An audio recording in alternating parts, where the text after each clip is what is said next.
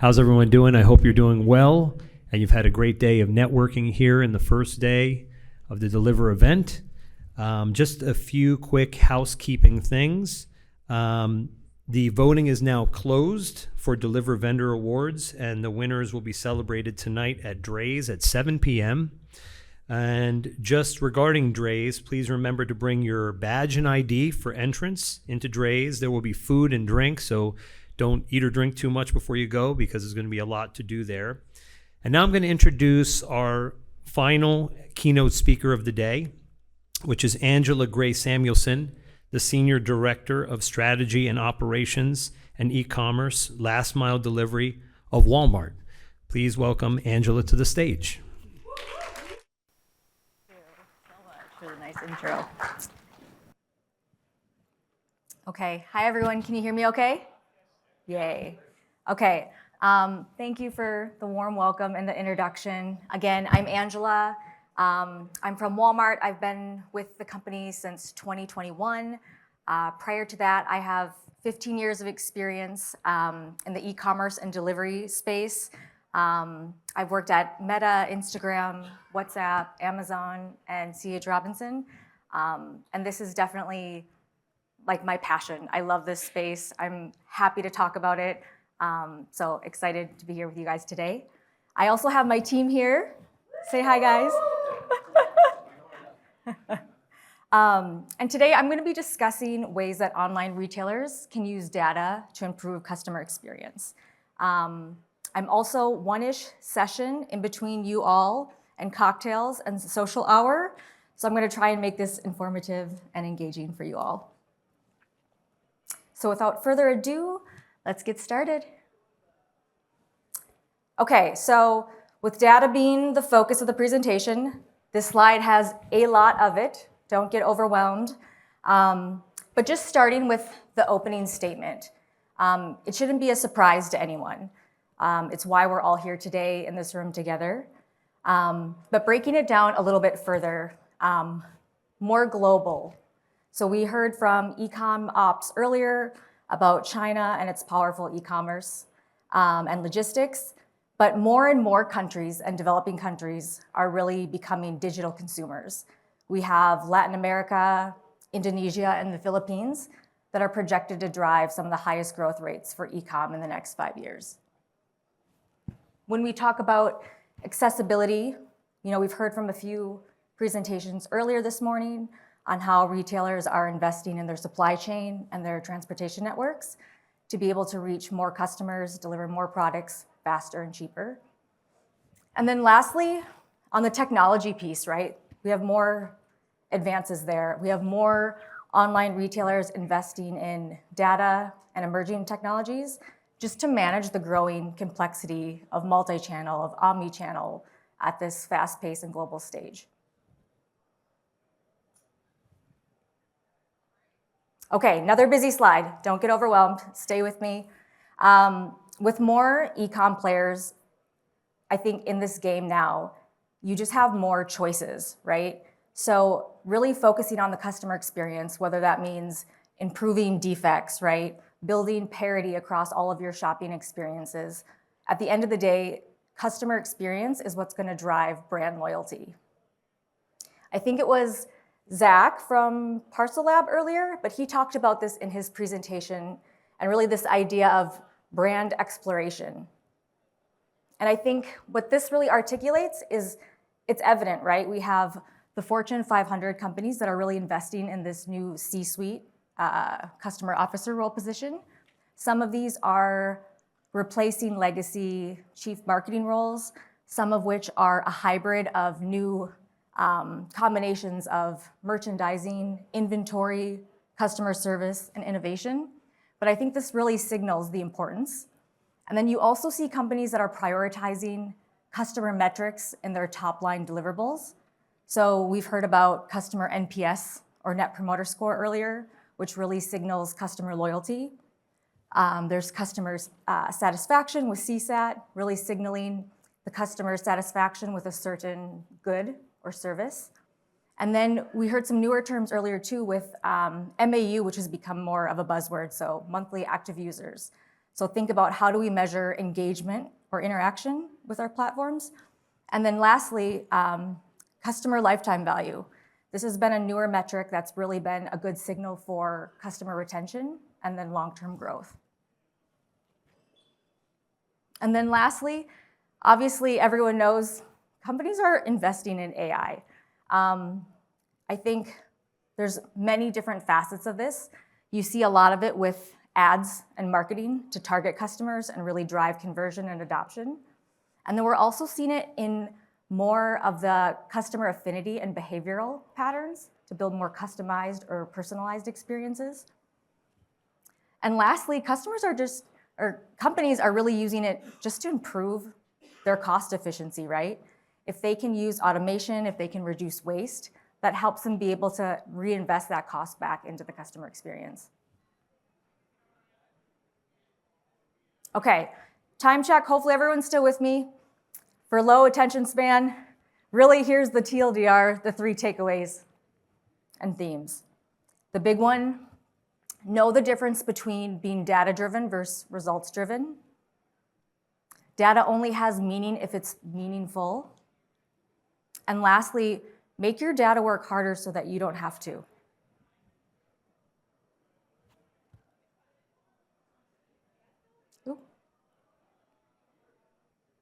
Okay, so this one, there's really a key difference between having key outcome metrics and having input metrics. And what I mean by that is most companies will have similar outcome type metrics, right?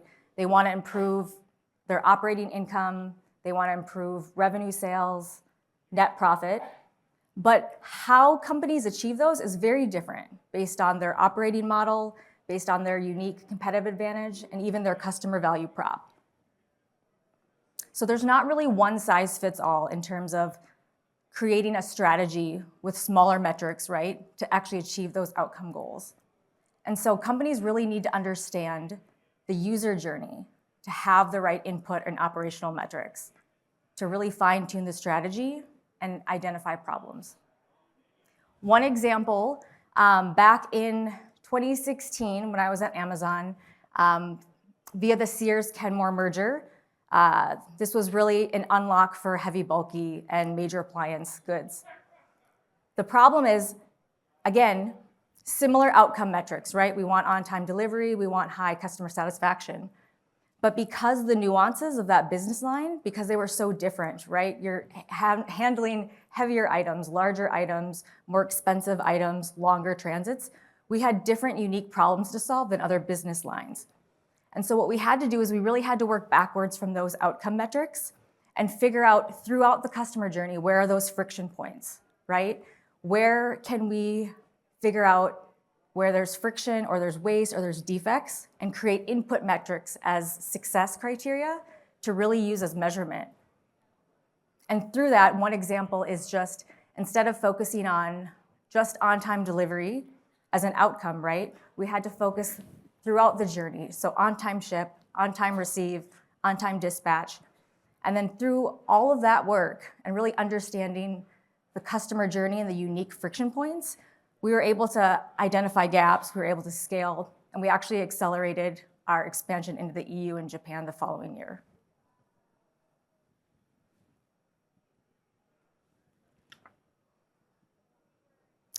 I think most people think that data fidelity and data maturity are the same thing, but I think of data maturity as meaning that it's trusted.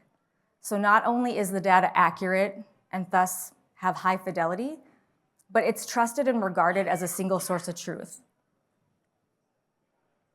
And I think also to have something regarded that way, it has to have skin in the game, right? It has to have meaning to your business. One example, when I joined Walmart, customer NPS was really our primary customer metric. But it wasn't meaningful because we really didn't understand it. It didn't signal what was broken in any of our operations. We didn't know if 10 bips up or down meant good or bad, or what impact that actually meant to sales. And so what we had to do is we had to create, in addition to just NPS, which is like a sentiment metric, or how a customer perceives value in your brand, We had to create operational metrics based on the journey, cancellations, missing items, returns, contact calls. We had to create behavioral metrics, right? Based on purchasing frequency or lapse. And we basically had to put all of those together and use data. We had to run regression models. We had to understand causation versus correlation just to figure out the relationship between a defect and then the impact on that customer's propensity to continue shopping with us.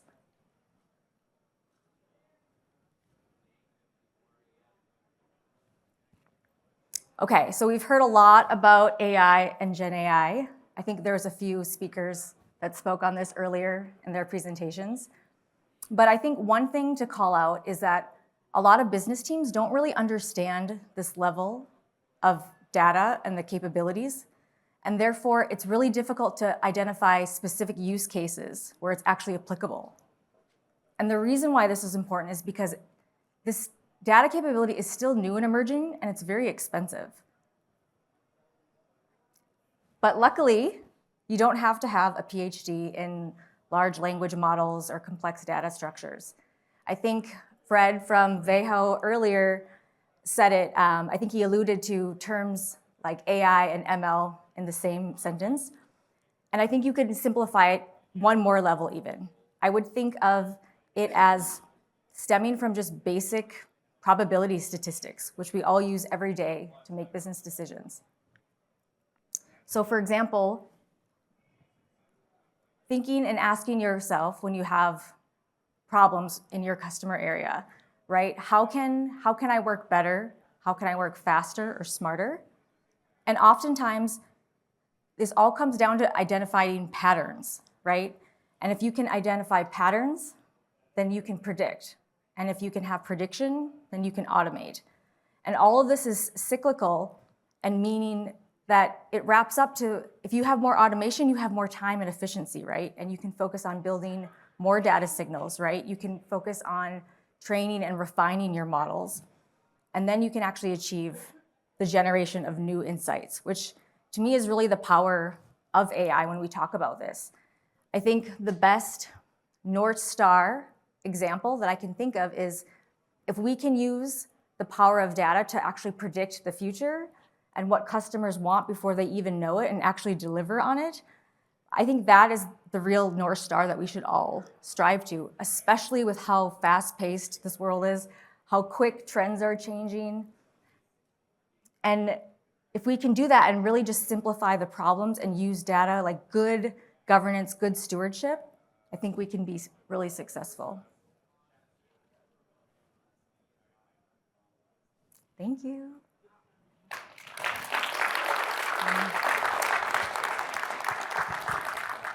Do we have 5 minutes for questions? Okay. Does anyone have any questions? I have 5 minutes before the next one.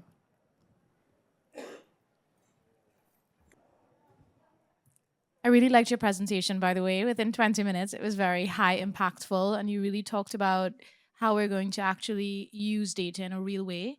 Can you give me one example throughout all of your experience that you think that you've actually utilized data in a real tangible way for a company that helped you really predict maybe that future or maybe solved an exact problem, like a real life example? Because, you know, it's sometimes with AI and tech, we're looking at all this data and we're seeing all these numbers, but we're like, what did it tell us? You know, what did we do? If you can give me one of those examples, that'd be great, because I know that you have a huge level of experience. So I think that would be really interesting. Yeah, no, that's a great question. And I think that's the problem too, is not only is it expensive, but I think a lot of companies face challenges with like system integration, right? Like there's so much data that doesn't really speak to each other. It doesn't translate, it's not really meaningful.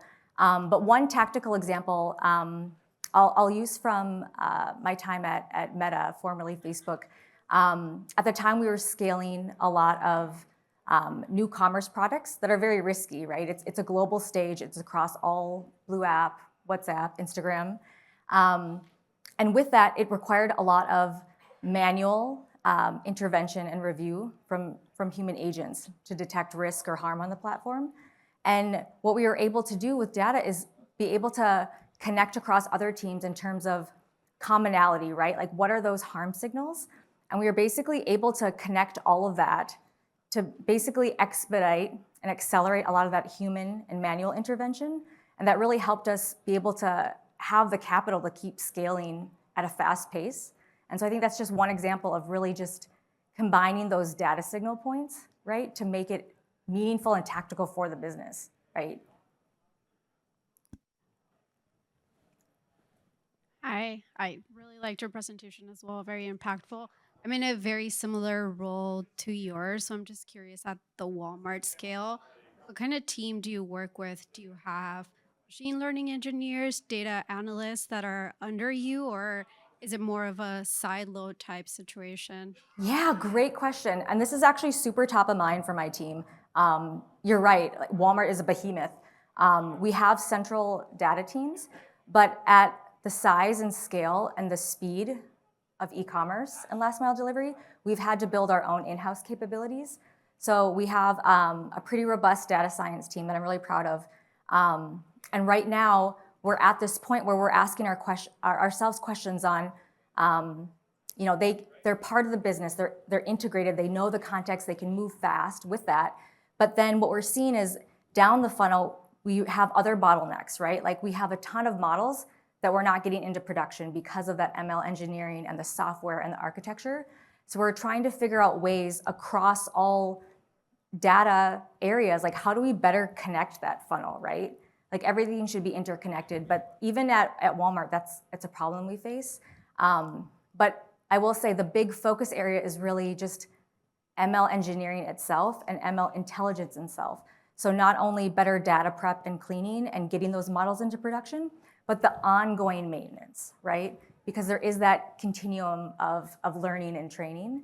And so that's been a really big focus, is like, how do we connect all those together so that it's one, equilibrium. Thank you.